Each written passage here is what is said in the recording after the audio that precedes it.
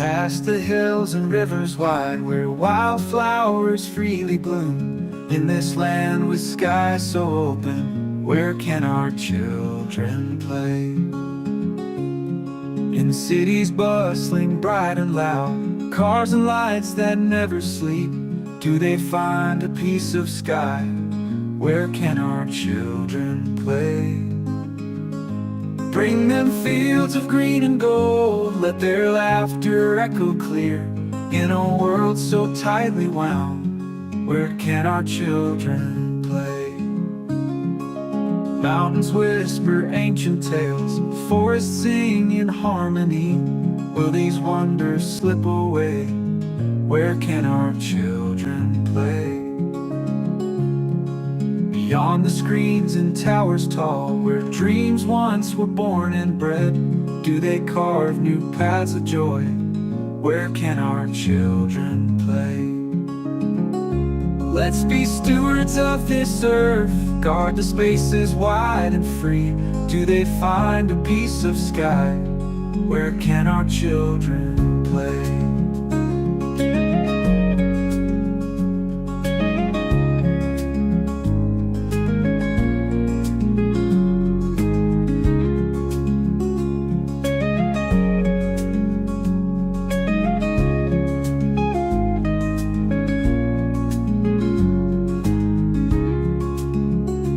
Bring them fields of green and gold, let their laughter echo clear. In a world so tightly wound, where can our children play? Bring them fields of green and gold, let their laughter echo clear. In a world so tightly wound, where can our children play?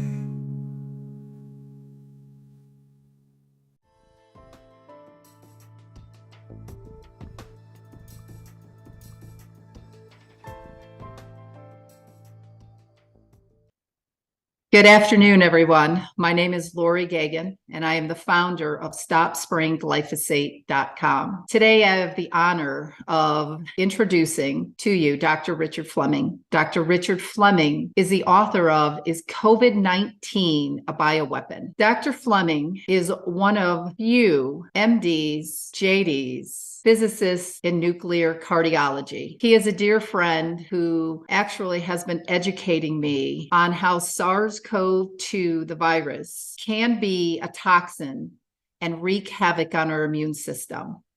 So again, I'm quite honored today to be interviewing him.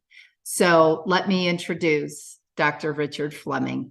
Good afternoon, Dr. Fleming. It's my pleasure again to be interviewing you. And I always appreciate your generous time on getting the truth out to the public on lots of things that we are talking about right now. But you're so generous of your time, and I really, truly appreciate it, because I don't think that there's enough doctors talking about the truth. So thank you again for your time today. But I'm actually really excited to talk about nitric oxide today. And the reason I'm interested in talking about nitric oxide is that there's so many supplements out there that are touting that they may have the answer to what you patented, which is inflammothrombotic disease. Some of it we're seeing from the COVID shots, some of it we're just seeing from unhealthy people in general. So with that said, I've come up with a list of some questions that I think that our listeners, are excited to listen to. And at the end, because nitric oxide is so the rage right now, there's a lot of medical doctors, a lot of Navy doctors with these pilots that have been vaccine damaged. It'll be interesting to know what your spin is and how you would go about working with someone with inflammothrombotic disease. Sure. So let me just ask you the first question. It's something that I've asked you about before, but can you explain to our listeners in a way that they can understand what is inflammothrombotic response disease? So, it's inflammothrombotic response to the body dealing with something that's coming into it. And there's a variety of mechanisms as the name implies. And there's two components that really are not separated from each other. The first one is the inflammation that everybody likes to talk about. Well, inflammation is typically thought of as redness and swelling and that type of thing, is the result of certain chemicals being released. When the body's immune system recognizes something that is causing harm to the body, that's almost always something that shouldn't be in the body, but it can be something that comes in the body in excess amounts. And this is where we talk about diets and lifestyles and that type of thing. But those chemicals are just the first pathway of trying to kill anything that shouldn't be in your body. And typically, the goal is to kill the cells of your body that have taken up these toxins, as that's a term that you like to use, I know. But anything that is harmful to the body, so whether it's a virus or whether it's excess fats or calories, or whether it's carbon monoxide, or you name it, gas, solid, liquid, it doesn't matter. Your body reacts to it and then tries to kill those cells. But the very process of starting to kill those cells also activates a clotting pathway. And it's designed to do two things. One, to keep in check so that something that's in the body that shouldn't be there can't spread. It's locked in place. And number two, it also prevents whatever that is from getting nourished. So it blocks blood flow, it blocks nutrients, it blocks oxygen, it blocks insulin, if in the case of some cancers, it prevents anything that could help the offending agent or organism or toxin or whatever you're dealing with from thriving. And it doesn't really matter what the substance is. Your body really has one way of doing it. When people have what's typically referred to as a heart attack, what I always call a myocardial infarction. So myocardium, heart, infarction, death. When that happens, it's because there's a blood clot that occurs in the artery feeding that part of the heart.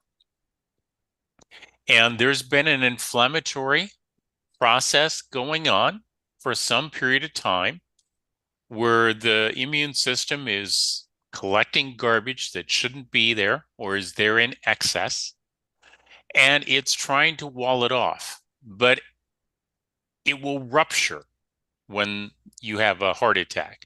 That artery ruptures, and your body views that as a bleed.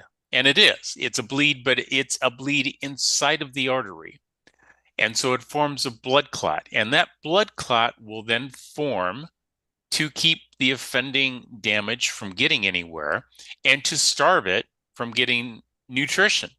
Unfortunately, it then also starves the part of the heart downstream from that. It's not the goal of the body to damage the heart. The goal is to damage the offending cause of this rupture. So that can happen for heart attacks. It can happen, the classic term is stroke, but it's not that's not a term I like. And so for your listeners who sometimes hear me use terms differently than other individuals, just for clarification, it's a cerebral, that means your brain, vascular, blood vessel accident, an accident. The reason why I don't like stroke is because before I got into medical college, I worked in a hospital as an orderly, and I worked in the quote stroke rehab unit. The term stroke is pretty archaic. It means God did not like you, so he struck you down. Now, independent upon people's religious beliefs, I would never agree to any intelligent form of life, whether it's just more intelligent than us or a creator or whatever you want to call, as being that nasty, that vindictive. So I just don't buy into that, and that's one of my I presume some people think of it as petty differences in terminologies, but that's why I don't use that term. I don't buy into that concept. And so a cerebral vascular accident is when that blood occlusion has occurred for 72 hours or more, and there's permanent damage then to the brain. If it occurs for less than 24 hours, we call it a transient ischemic, so a temporary loss of blood flow attack, what a lot of people call, quote, mini strokes. And you should ask the question, well, if 72 hours or more is a CVA and a TIA is 24 hours or less, is there something between? And there is. It's called a reversible ischemic neurologic deficit, or RIND. That means it lasted more than 24 hours, but it stopped within 72. So that was a long answer, probably to what you wanted. Yeah, no, it was a but good one. but the goal, the reason why I put this effort forward, and the reason why I'm an academic cardiologist, is because I not only am take care of patients as an academic cardiologist, but it's my job to teach so that patients learn, viewers learn, young physicians learn, and my goal, my hope, is that as a result, they will do a better job of taking care of people versus just kind of winging it. Because I think as a physician, all of us have the obligation to take very seriously what you're telling us when you come in to see us, and to not guess.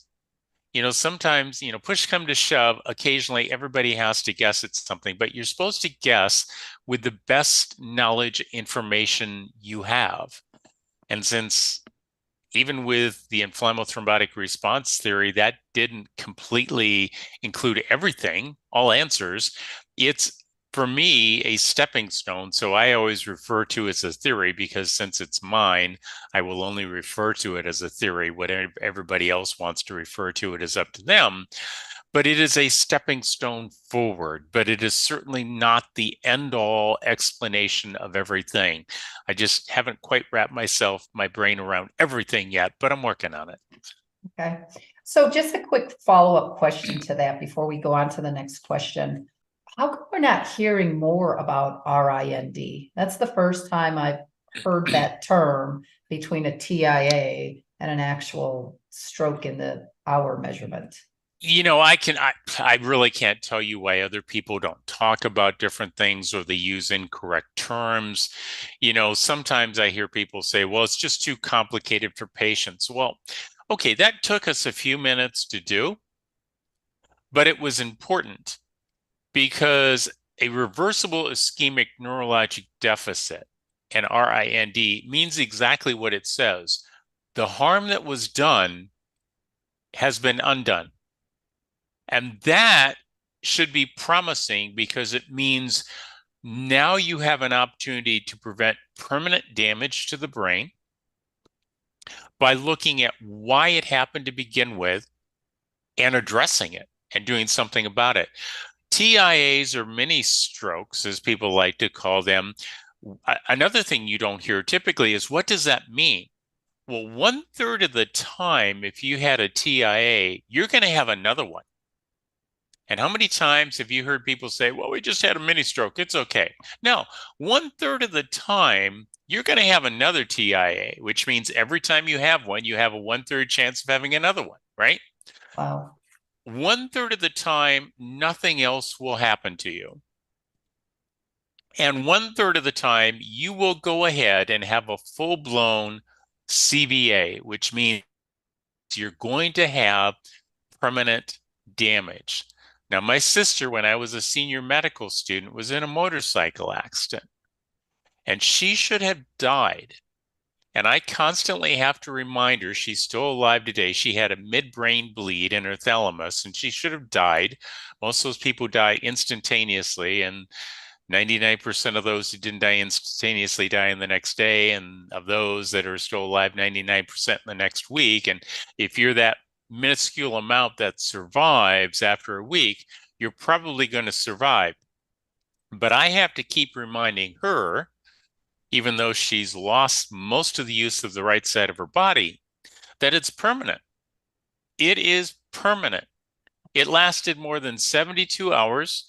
Most of the benefit that you recover is going to happen within the first week. And if you haven't done it by then, you probably are not going to get that back. And the reason for that is that for your cells in your brain, or if you've had a myocardial infarction, the cells in your heart, to repair themselves, they have to regenerate. And your body doesn't like empty spaces inside because that causes tears and ruptures. So you have something known as fibroblasts, which are part of this inflammothrombotic response. Those cells go into that damaged area and form a scar to keep that tissue from tearing open further. Well, once that scar is formed, and it takes a week for a scar to form fully, and then another 5 weeks, so a total of 6 weeks time to remove all the extra water, if you will, out of the areas so to form the toughest scar it's going to be. Once that week has happened, you can't grow through that. It's a barrier. So you could recover cells potentially if we prevented that, but it would be at the risk of the body protecting you from potentially dying, right? So the damage becomes permanent because of that inflammothrombotic response and scar tissue. That was a really good way to explain it. So today I want to talk with you about nitric oxide and some of the supplements that are out there. Nitric oxide. Nitric oxide. Did it Nitrous come across? oxide is Oh no, laughing it gas. came across wrong. I did say nitric, but I don't know. I was probably Okay. looking down and reading it. It seems to be all of the rage right now to push the nitric oxide levels up. But from my understanding, and actually, I did a deep dive in your inflammothrombotic response and what you developed, especially in the nitric oxide pathways. So, but from my understanding on the research that I did and how I'm personally using it myself, is that it's better to increase your NO from foods that could be the precursors or supplements that could be the precursors, such as L-arginine or L-citrulline. But let me ask you, Dr. Fleming, can you explain what nitric oxide is to our listeners? Right. Well, there's a field of chemistry known as oxidative reduction, or redox is the way that so capital R, capital E, capital D, capital O, capital X. So reduction and oxidation. And that simply has to do with the move of electrons, which is not where most people feel comfortable playing, because most people don't really understand electrons and they don't think about it on a day in, day out basis. And I will tell you, as a physicist, I think of electrons as different from what you've probably heard electrons are. So you probably don't want to go too far down that rabbit hole with me. But the oxidation reduction pathway is the movement of electrons.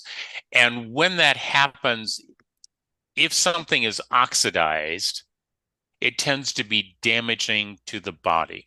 And if something is reduced, it tends to be healthier in the human body. So an example that we've talked about in the past is you take an apple, you slice through it, you leave it exposed to oxygen in the room air, and it becomes oxidized. And the reason for that is that the oxygen molecule, which is two oxygens put together, can come apart. And when it does that, the oxygen atom is oxidized, which is kind of where they came up with that terminology. And when it then interacts with the apple, it turns it brown. You see that discoloration. That's oxidation.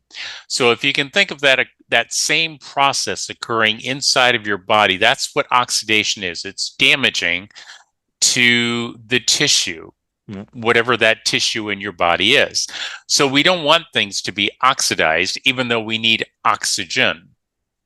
And when we breathe oxygen, as I said, it's O2. So it's useful for us. But oxidation, when those oxygen atoms are pulled apart, becomes damaging and harmful. And your body reacts to that and says, wait a minute, that's harmful. I'm going to have an inflammothrombotic response to engulf it. But it is, as you can imagine, very damaging. So if you've ever seen hydrogen peroxide and you've left it out and you see it bubbling, that is the process of these oxygen atoms and molecules getting out, and you see the bubbling of the gas. But that's when the gas forms, when the two oxygens come together. But imagine that you've got tissue around there instead of just the atmosphere, the air. Now a free oxygen, a free radical, can damage whatever it comes into contact with. And it can do that to DNA. It can do that to the organs inside of cells. It can do that to the cell membrane. It can cause damage to anything it comes in contact with. So obviously, for our body to respond to that, it would be useful if we had pathways, chemical pathways within the cells of our body to deal with this damage so the oxidation doesn't damage our body. And nitric oxide happens to be the main mechanism for doing that. The issue is getting the cells of your body that make up the tissue to be able to make the nitric oxide to protect the cells from damage. Well, you can't give it to them directly, and this is part of the issue with people who market. We have nitric oxide in our preparation. And you and I have had a chance to talk about the work that we did when I was a cardiology fellow with vitamin E and with fish oils, and how every time we tried to do this, just exposing it to the oxygen, just like exposing the apple to the oxygen, caused damage. And so the vast majority of these things, when you eat them, are being damaged from the oxygen that they're exposed to. Or they were damaged as they were being made and put into a pretty pill that, let's be honest, people don't like it when Big Pharma makes the pretty pill, but frankly, it's the same group of people that are making the pretty tablets that you're ingesting that they say, yeah, I'm selling you a product. Well, somebody didn't wave a wand over that product and suddenly it appeared. It was being made by the same processes that Big Pharma uses. So it's the same thing. It's not like your body's ingesting something good for it, getting to your cells with L-arginine, for example, or citrulline or any of a number, and then your cells going, oh, look, we have the building blocks to make nitric oxide. Let's make nitric oxide. And that's the fallacy of many of the products is that they haven't accounted or explained how they magically get past their product being damaged into your cells where it can have healthy benefits for you. So like so many things, once you start messing around with it, it changes it and it's not as healthy for you. Okay, so There we go. that makes sense then. Total sense. Okay, so how does nitrate differ from nitric oxide? So nitrates, they're both of them have a nitrogen molecule. That's why they get the term nitrate. And the structure, organic chemistry is a study of carbon atoms, and so nitric oxide and nitrate have to do with nitrogen and carbon and oxygen, and it's just a matter of how many different atoms you have together as to what type of final finished product you have. Nitrates completely different set of atoms that don't break down to be involved in an oxidative reduction pathway, but they're frequently used for preserving foods, right? And one of the things we know about nitrates and nitrites, as they're used in basically meat production and a variety of other things, is that if you look at the data that's analyzed, these are usually the things that cause cancer. So the arrangement of those atoms that make nitrates and nitrites versus nitric oxide end up with completely different outcomes just depending upon which atoms you have attached to which ones. And so just because they all have a nitrogen atom in them doesn't mean, or an oxygen atom, doesn't mean that they're going to end up with the same outcome. There's other things in nitrates and nitrites. Everything we've got biochemically is only made up of those elements that you see on the periodic chart, the thing that everybody saw in high school that nobody wants to remember. But there's only so many atoms there, and you can only put them in so many combinations. And interestingly enough, those different combinations have, glyphosate, for example, right, has phosphate, potassium, oxygen in it. But the consequences of putting that glucose, the glyco, and the phosphates together in the combination that product is made takes the same things that could be potentially beneficial for someone and makes it extremely toxic if taken into the human body. So again, just seeing that they're made out of carbon and hydrogen and potassium and oxygen molecules, or atoms rather, to make the molecule. Different molecules have different significant effects. Okay. Makes total sense. Thank you. So can you explain the pathway that nitric oxide takes in the body? You also talked about that at the VCICI, the vitamin C conference with Leora Piercy. You talked about the NO pathway. So are you referring to the dopamine processing that we talked about on the one slide, or the L-DOPA, or any of a number of these pathways can be involved with the exchange of oxygen and oxidative free radicals, and are important in the production of any of a number of chemicals. One of those has to do with the production of what's typically referred to as stress hormones, norepinephrine and epinephrine and dopamine, right?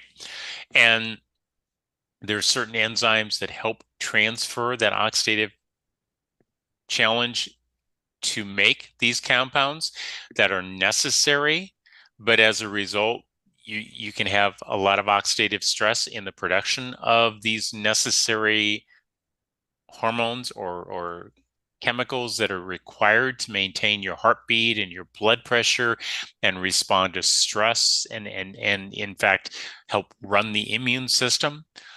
All of them follow the same fundamental principle, which is either releasing a hydrogen atom, which is a positive, reduced, or oxygen, which is negative, oxidized in the process. And depending upon which pathway those are in, you'll generate different effects. But the one that I think you're referring to with the VCICI conference was the importance of generating dopamine out of that pathway. Yes. Right. In that upper left-hand corner of that slide that I've referred to. Yeah. Okay. Okay.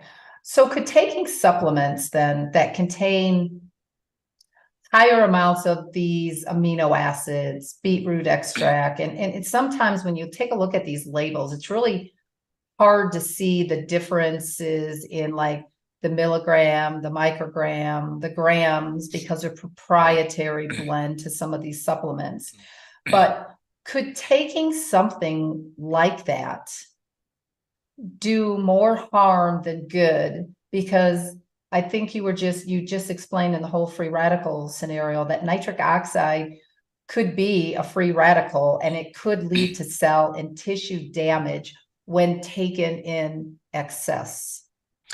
Yeah, that's kind of the underlying theme of what's called referred to as homeostasis, this fine balance. And I think that way too often the mentality is more is better. I mean, the old classic example that we used to use when I was a medical student was, it says, if you look at an aspirin bottle, it says take 1 or 2 as needed. Now, I don't know anybody other than possibly myself, and it's been such a long time since I've taken an aspirin, reflecting back on it. But, everybody starts with 2, it seems. Nobody takes 1. And Right. we used to have the standing joke of people, which is, yeah, they take in like 10 or 12 in a day, because golly, if 2 are good, well, 4 must be better, But the problem is that anything you put into your body has a consequence. So, for aspirin, since I got down that track, when people go to donate blood, one of the questions that are asked are, do you take aspirin? And the reason for that is that aspirin interferes with the platelets, part of your blood clotting, and they interfere with the release of something called thromboxane A2. And again, I don't expect people to memorize this, but everybody's smart enough to be told the terms, right? And you can write it down, you can go look it up if you want to, or not look it up, but you're smart enough to hear the terms. And I'm tired of doctors and everybody else playing everybody down as so stupid that, well, we're not going to put them through that. Well, it's our obligation to teach if we're going to teach and to do it right. So it interferes with thromboxane A2, which means your blood won't clot as well.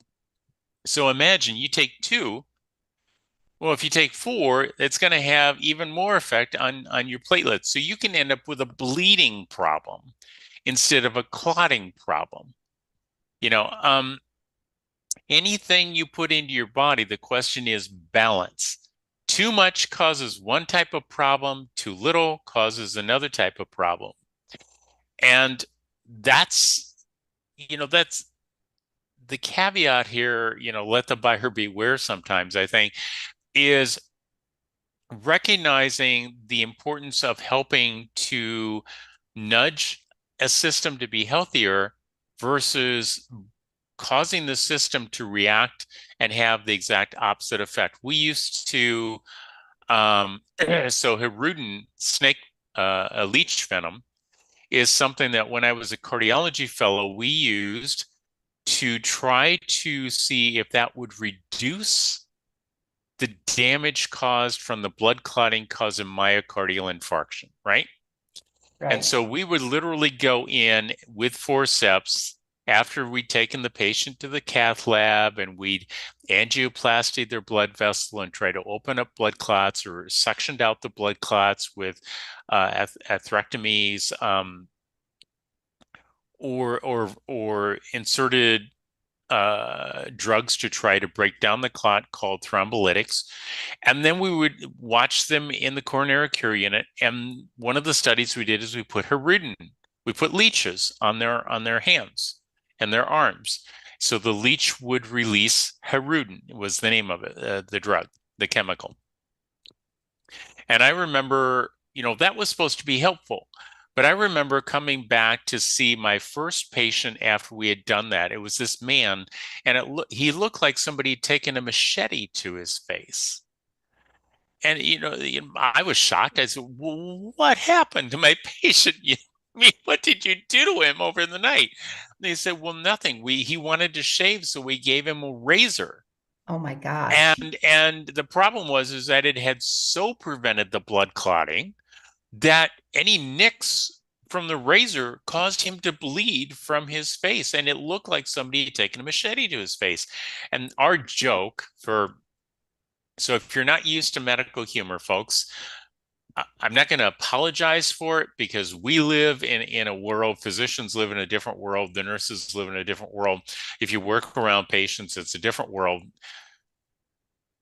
our joke used to be, Mrs. Jones, good news, your husband didn't die from his myocardial infarction. Bad news, he died from hemorrhaging, bleeding because of the leeches that we put in, right? Okay. So that became a protocol then. You don't get to shave. If we've got you on Rerun, you don't get to shave. You may not like it. Doesn't matter. I'm not going to have you bleeding to death because you took a razor to your face and now look like a machete. So anything that goes into your body can have an adverse effect. And when you overwhelm your body, this inflammatory thrombotic response, by the way, is your body's effort to keep you in balance. And if you perturb it, it will let you know. And you saw at the VCI-CI conference and the Bandera conference and on FlemingMethod.com, that 3-part lecture series that I have with something like 500 slides, you can see instances of one extreme causes blood clotting, causes myocardial infarctions, CVAs, miscarriages, high blood pressure, diabetes. On the other end, you see improved blood flow and decreased clotting, and you get cancers, right? Same spectrum. It's just a matter of which direction you get perturbed on or pushed. And when you start adding more into your diet from these products and you exceed certain issues, you're going to have problems. The vitamins and minerals are a classic example as well. Vitamin A, K, E, and D. So very simple, fat soluble. The fat soluble are A, K, E, and D. So you can spell it out, FAKED, faked. We know from decades of research that you can get too much vitamin A. You can have visual problems.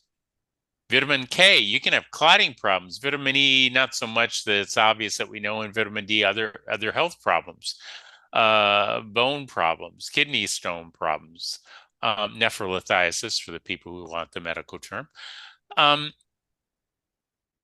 that was because those vitamins can be stored in fat and they don't get dumped out of the body. All the other vitamins are water soluble. And so your kidneys will say, okay, that's more than we need. We just dump it out in the urine. And so when people go buying very expensive vitamin and mineral supplements, the ongoing joke in medicine is they just bought very expensive urine. They're just urinating it out almost as fast as it's taking it in. Okay. All right. Did they use leeches back in the day when somebody had like gout, maybe from drinking too much alcohol or something? They used leeches. So I know that there's certain types of alcohol. What is it? Tequila, where there's the worms in the tequila. But I don't know I'm not familiar with anything where they use leeches with gout. And I would argue that they probably didn't get any benefit, except that people probably bled to death because uric acid, which is what gout crystals are, wouldn't be affected by Rerun. But, it doesn't mean somebody didn't do it. Look, there's a lot of stupid things that have been done. I mean, we were in the 1960s, it was known that too little thyroid hormone would result in your cholesterol levels going up. And they did research where they took people with normal thyroid glands and they gave them extra thyroid.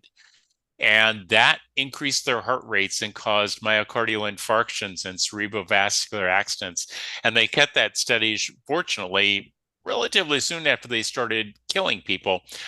Not a well thought out study, but excess thyroid hormone being given to people who already had a normal amount of thyroid hormone, whose entire endocrine system was in balance, got thrown way out of whack and ended up killing people. So, you can't fix stupid, right? And that's been one of my recurrent themes as we've talked about SARS-CoV-2 and COVID-19 and the genetic vaccines, which is, as we've talked about before, I'm not anti-vaccine. I'm just anti-stupid.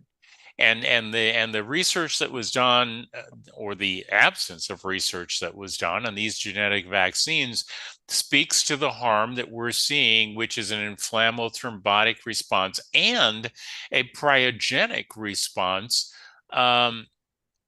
causing Alzheimer's and amyloidosis of the heart and diabetes mellitus when it hits the brain, the heart, and the pancreas, respectively. Okay. All right. So this next question has to do with a couple of things, and I would love your opinion on this. So for the exercise enthusiasts who maybe were misinformed about taking the COVID shot, or some of the pilots who were kind of mandated into taking the COVID shot, what would your recommendation be if somebody is having some heart issues? What would your recommendation? Would it be to go down the cofactors, the foods, in order to have your body produce its own nitric oxide? Or would you recommend one of the supplements that have all of these amino acids? I see that beetroot juice or beetroot extract. I mean, for me, when I'm working with clients, especially with clients with kidney stones, I usually have them follow like a low oxalate diet. We know that beets are high and spinach is high in oxalates. What would your opinion be, and what recommendation could you make to some of these exercise enthusiasts, these pro soccer players, these baseball players, the pilots that were harmed, or even for somebody like me? I did not have the shot. I'm very open about that, but maybe I need to consider, something that would help my nitric oxide level. Well, to begin with, the first thought in my process is always diagnostics, sorting out, do you have a problem and why do you have a problem? That's critical. We've had a lot of people that have talked about individuals getting vaccinated and then having a health consequence as a result of it. And you saw at the VCICI conference and on FlemingMethod.com, again, those 3 lectures and what I did at Bandera for the one group, an explanation of why the sudden cardiac death occurs in people who've been vaccinated with these vaccines. And it has to do with a couple of decades worth of research where it was known that it altered the flow of potassium channels, that anytime you increase the heart rate, increase the risk of those potassium channels having problems producing these very bad dysrhythmias of the heart. They're not arrhythmias. Going to one of my points for clarification, A means absence of something. So arrhythmia means the absence of a rhythm. There's only one. That's asystole. It means you're already dead. Dysrhythmia means an abnormal rhythm, and that's typically what then kills people, these bad rhythms that we're seeing. And so one of the questions is the diagnostics. Why do you think you have a heart problem?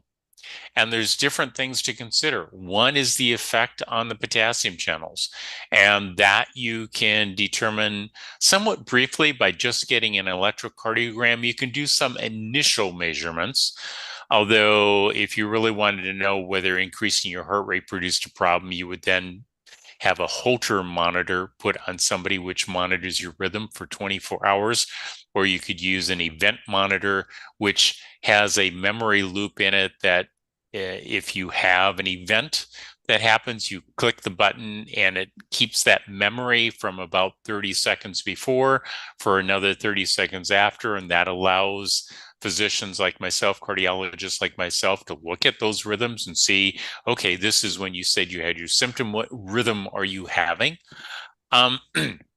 So that's one of the first things. The other one is that many of these heart disease problems are actually cryogenic. They're abnormal proteins. To actually sort that through, a physical exam isn't going to do that. You need something that can image. Echocardiography can get an impression. It can see what's known as speckling. It looks like, stars. bright little speckled pattern to the heart muscle, but it's not diagnostic. It doesn't tell you that's what it's due to. It says, okay, here's some things that could be going on. You actually have to do nuclear imaging of the heart to find the pyogenic amyloid heart disease. And anybody who tells you they can find out by doing some other test is either ill-informed or selling you something, and doesn't matter which one it is, it's bad form either way. So you want to know what your problem is, because if you don't know what your problem is, you're shooting in the dark and you're guessing. And from my perspective as both a scientist and a physician, and I guess attorney, I'll throw it in there, that's a bad move. That's not how you take care of people.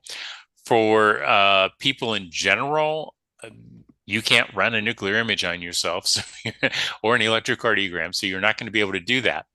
But it's always better to know why. I mean, I'm not sure why we think that it's okay to take poorer care of ourselves than our vehicles. If you have a vehicle that is not running right and it makes a bad sound, most people don't then go try to fix it on their own. Right. They take it to a mechanic. Right. So why do we think more of our vehicles than we do of ourselves? And I know the arguments about all the different qualities of medical physicians out there. Okay, I'm familiar with that. I'm just not going to give anybody any leeway on that. The medical physicians are supposed to be taking care of this. If they're not, that's on them. But that's on them. And there will be a day that they and I will be addressing each other.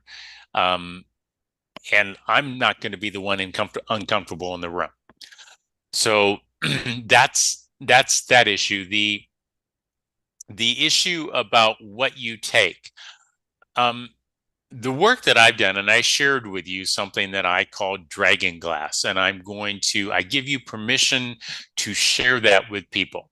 Okay, I could have sat down and I had people trying to say, Fleming, all this stuff that you've done research on, that you've done the diagnostics, that you've demonstrated a benefit. You can make a small fortune here, if we just put it together and sold it, right? Well, I never did that. I just felt uncomfortable doing that. And B, in 2023, I feel even more uncomfortable doing that because there are so many people that are making everyone afraid that they're going to die or they're going to have a health problem. But if you just go buy our product, well, you're going to be all right. Because we live in a world like that, I can't, in good faith, even if I could become wealthy for doing it, or maybe I should say particularly because I could become wealthy for doing it, I can't do that. I can't sell it. I can't. So give it to the people. Just Laurie, give it to the people. All right. Okay. I sleep well at night because I know that I've not compromised myself anywhere along the way.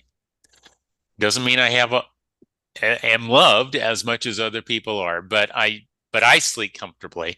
And as far as I'm concerned, the most important reasons for why I behave the way I do, I'm satisfied with what that outcome is going to be. And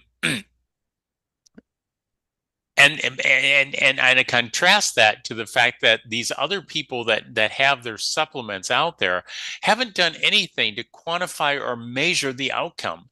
They're just talking about, well, we know that nitrous oxide is useful for this, that, or the other thing, so come on and take it. Or we know, I'm not going to go into the other examples that I think of because then it just sounds like I'm harping on different people. Well, you have a good point on just what you said. So let me follow up with this question that's supposed to be towards the last. So do you feel, in your opinion, that before someone were to start a nitric oxide supplement, that there should be some testing, like me, and I know that you and I talk about testing C-reactive protein, homocysteine, lipo little a, Lipoprotein little a. fibrinogen, cholesterol panels. Do you think that in someone that has already, like they have some heart damage, do you think that they should get tested, do these tests first before they're browsing the internet and they stumble upon one of these miracle nitric oxide supplements that are being marketed? Do you think that they should see their doctor, their heart doctor, even like looking at something like My Labs for Life, where you don't need a doctor and you can go run your, do your own test? Would you, in your opinion, recommend that be done prior? Right. So my comment to anybody on testing is the only reason to do a test is if it's going to make a difference in what you're going to do as a result of the outcome of the test. If you're doing a test just to do a test, that's stupid. Well, okay. Yeah, like a vitamin D test, which you really want to know what your vitamin D levels are. Your question needs to be, if I'm going to do a test, will it make a difference in what I do? And I don't care whether that's the lay public or a physician doing that test. It needs to be an important pivotal point at which it's going to change what you're going to do, right? And I've had this with people in the past that have wanted nuclear imaging looking for heart disease, telling me that if they have heart disease, they're going to change their diet and lifestyle. But if they don't have heart disease, they're going to continue to do the same thing. I go, wow. So it's a problem, but you're going to, so if we don't see heart disease, you're going to continue to do the same thing that, that's going to produce heart disease until you get heart disease. It's, it's almost like this is a lottery for them. So that's the function of testing. I don't recommend any supplements that say they have nitric oxide in them because, as I said before, if you take it, it's going to get oxidized. It will not have the effects. So you're looking for the precursors, which I've already talked about, the L-arginine, this. And by the way, every one of these, if you notice the term L in there, everything that exists organically comes in two flavors, if you will, okay? If you essentially put an energy source through them, so light, okay, fluorescence or fluoroscopy or whatever you're doing, half of what you've got will spin it to the right. That's called dextrose, right, dextrose. Right. Correct. And half of it will spin it to the left, levo, left. All of the amino acids that work in the human body or any organic is L. So that's where you see L. So they make the product, the D will do nothing for you. So if you see a product that has D, this, that, and the other thing, run from that. Okay, it will have no benefit. L would be the ones that work. However, you want to make sure that you're only taking supplements that have what I would call essential amino acids.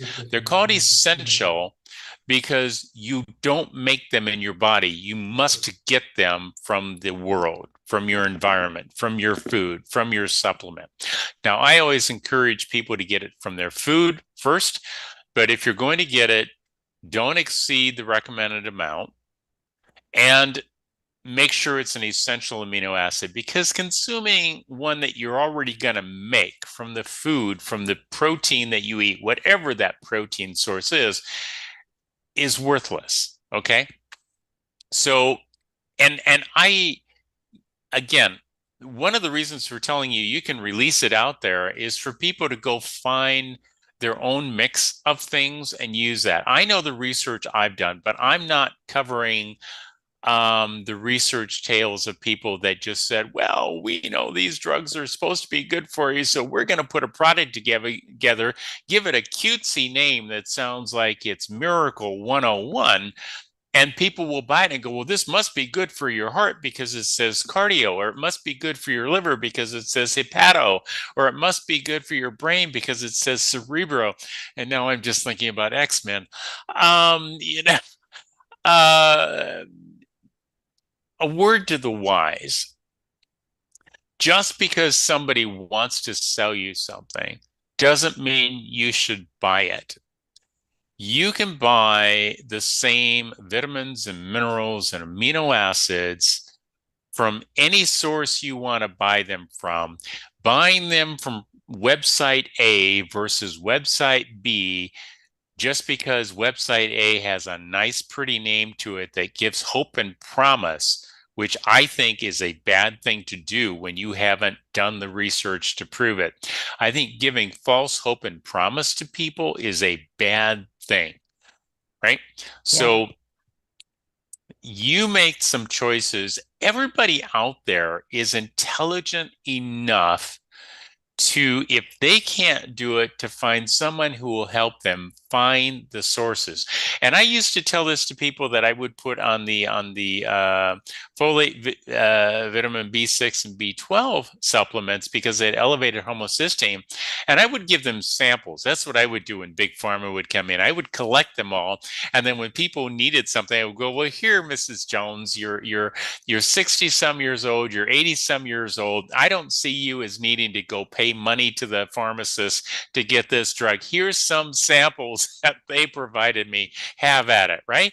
Because I'm not going to use them, but you can use them. So, but by the same token, instead of getting that drug company to do it, you can buy that same stuff over, at any of a number of pharmacies or online. It's the same stuff. It doesn't work better because website A has a cutesy name that makes it sound like this is the miracle cure I'm going for. And then I would think that knowing the strength, milligram, microgram, whatever grams, would be Right. important for somebody taking like an all-in-one supplement. Yeah, absolutely. Because, again, you don't want to overdose on the fat soluble vitamins for you. I heard that. You said vitamins. Well, when I look at you, I'm half the time thinking, how is she going to pronounce it this time? The only reason why vital amines or vitamins are useful is because they help with pathways that you need help with to make them more efficient and more successful so that you generate more of the downstream product. And that's why you use them, because you want the downstream product. But that reiterates the importance of recognizing that you can't take a lot of things into your body like nitrous oxide or vitamin E or fish oils because they are oxidized in the air and they don't work. I mean, again, one of the projects that we did when I was a senior fellow, cardiology fellow, is we were looking at people, we were trying to open their arteries, and we gave them 15 to 20 grams of fish oil. So it was so bad that, when you walked down the hallway, you knew you were approaching the room because it smelled like the river. And we had to pair up patients together because other patients that weren't part of that research did not want to be in that room with those patients. And what we discovered was that even though it was thought that the fish oils would be beneficial, that was the theory. In reality, all those fish oils oxidized because of how they were processed. So we were giving them oxidized fish oil, which didn't work. And in the end, that's what we saw. It had no effect. But it wasn't until we looked at it and said, well, why the heck is it not working when we're doing this research? But supposedly it works. And that leads, typically the results of research that you think are unsuccessful are really the most successful pieces of information. If you would just step back and go, what's the data trying to teach me? Instead of coming up with the conclusion you want, what's the data trying to teach me? And one of the lessons is that just because you're putting stuff into your body doesn't mean it's going to help you. Well, I like that. And then I cut up an apple 5 minutes ago. You can see where it's turning brown. So Yes. that's what Dr. Fleming is talking about, oxidizing. Oxidative stress is like cellular rust in the body. Think of cutting an apple in half, and as it sits on the counter, it begins to turn brown due to being exposed to oxygen. So if nitric oxide was exposed to oxygen, it would create oxidative stress. So Dr. Fleming, how can some of these pilots, how could they find you to look for some help in what their struggles may be? Where can we get a hold of you at?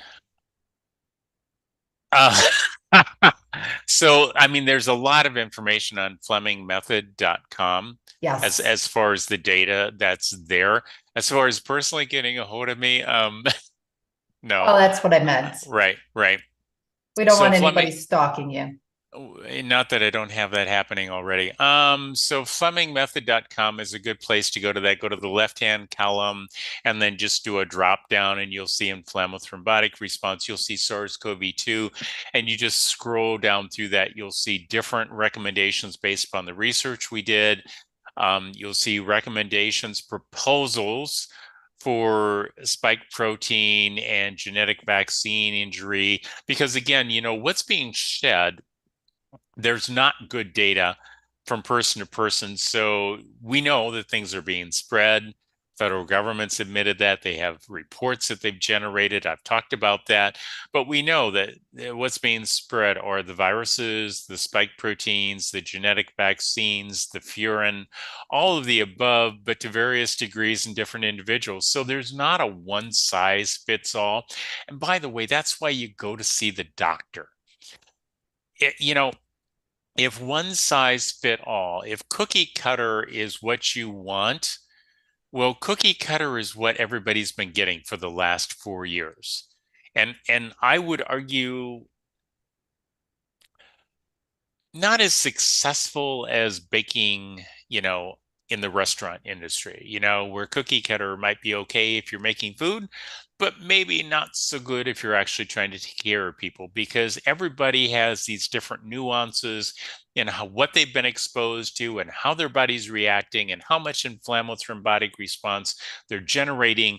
And you have to look at each individual, which is the goal of FMTVDM or Fleming method, which is we can measure what's happening in your body. We can give you a treatment. We can then remeasure and determine if that treatment worked for that problem for you. Because as altruistic as you might be, and you might care about whether it helps the next 20 people down the line, what you really care about is whether it helps you. So that's one of the reasons why I'm so focused on measuring. Objective measurement. You don't need opinions. You don't need websites giving you opinions. You don't need doctors or scientists or attorneys or politicians or Dr. journalists. Google. Yeah, I mean, again, there's all these cute little people that are out there. And again, I would argue that their Google degree does not match my PhD, MD, JD.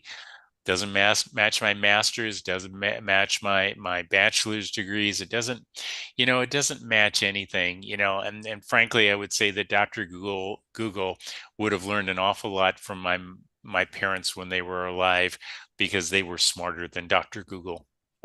Agreed on that. Well, Dr. Fleming, I appreciate your time. I just want to put out there that we here in Utah are going to be hosting the Health and Wellness show. It's called MainStreetMediaUtah.com. It's the right side of NPR, and we're hoping to get more truth with Dr. Fleming out there, because I really feel that people are truly struggling with where to go to find the truth right now. And we're hoping to educate more and more people, and that word spreads. So we'll be saving this podcast here for a future show on MainStreetMediaUtah.com. And Dr. Fleming, I really appreciate your time today. So thank you so much. And I look forward to our next interview. Have a My great pleasure. day. Thank you. You too. Bye. Ciao. Bye. Bring them fields of green and gold, let their laughter echo clear. In a world so tightly wound, where can our children play? bring them fields of green and gold. Let their laughter echo clear in a world so tightly wound. Where can our children play?